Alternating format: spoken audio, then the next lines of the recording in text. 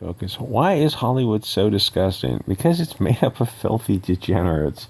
There's one funny girl on YouTube. If you name her, I will award you something. I don't know, graphic novel or a mod thing on Odysee. You get little horns or something. So who is Nell Scovell? Click the links for Odysee and Bit Chute or to join the Discord. So who is this parasite?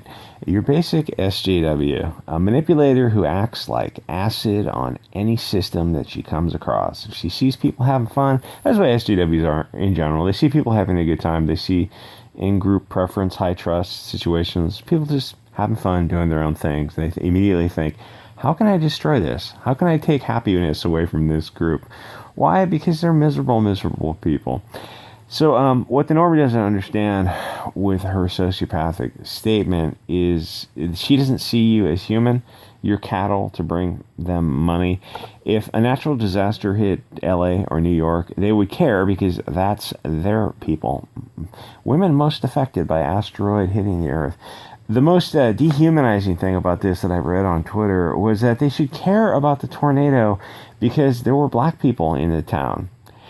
Is a poor Irish family or Italian family less worthwhile than a poor African family affected by a tornado? How do you logically make that work in your head?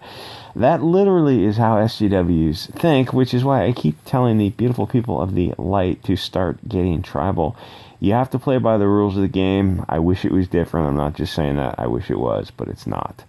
They're arguing on Twitter how much they should care based on how many black people were in that town.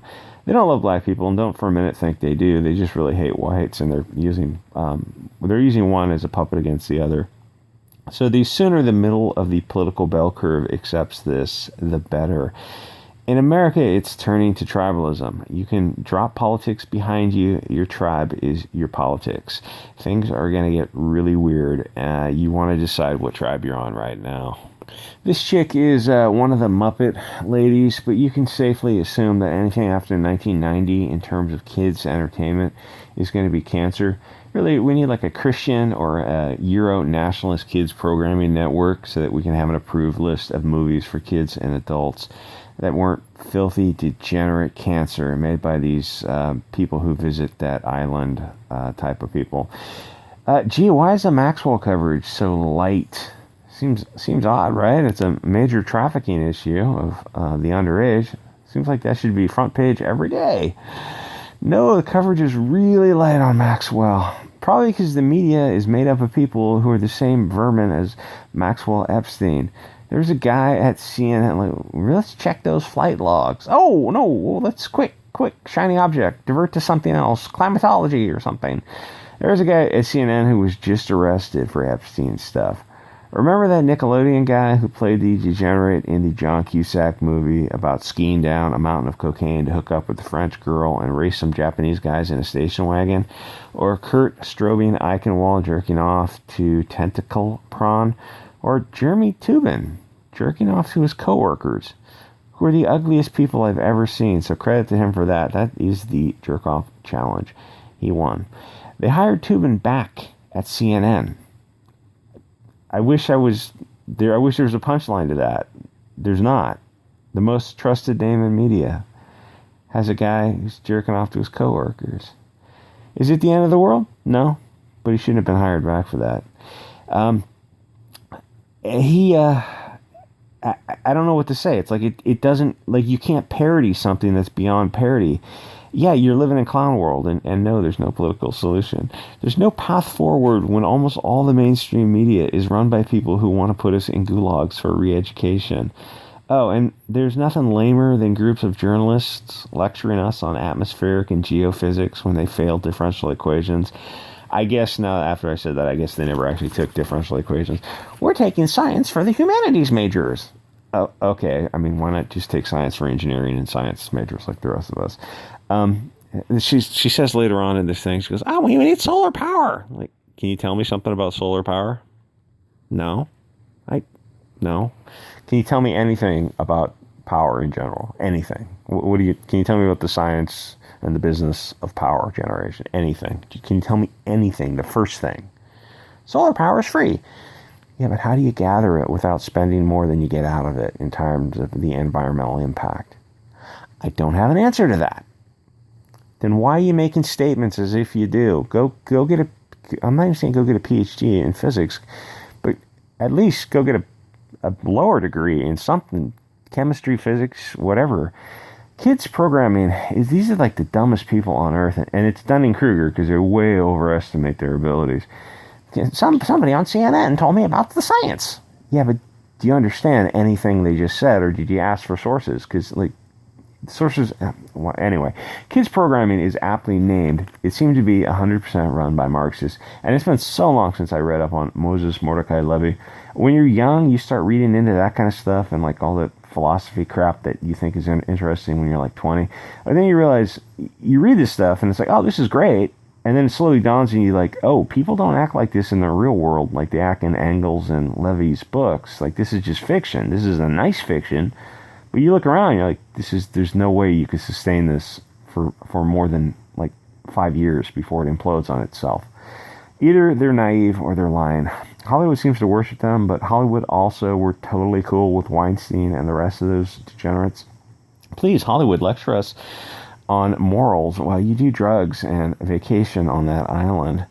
So we've got alt media, Comicsgate, and the platforms to grow them on. It's not YouTube. It's Odysee and Gab. Absolutely get on Odysee. It is the path forward. I don't think the alternative community is going to be making $100 million movie anytime soon. But movies are such dog shit anti-white cancer now that it might be something to think about.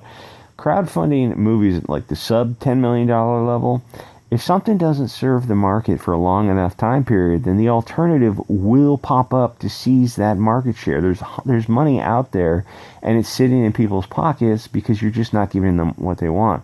Hollywood has money, they've got infrastructure, and they have a lot of talent in place, but they mostly are not serving the product that the customer wants to pay for. And the issue might be distribution and monetization. That's a problem that's solvable. People want movies, they don't want anti-white propaganda. Or, listen, if you're going to present a point, you have to present the counterpoint. You know, that Spider-Man movie, you got to present all sides of the issue, not just one side. Every movie we see, it's like, oh, it's just this one presentation, this one viewpoint.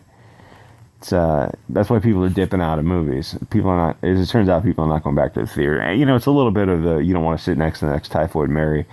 But it's also a little bit of the product. I think it's a lot to do. It's I don't know. It's the product sucks and the risks aren't worth the reward. I talked to some guy who's like, this guy would see movies all the time, and he realized like, oh, I guess I'm never going back to the theater. I realized that too.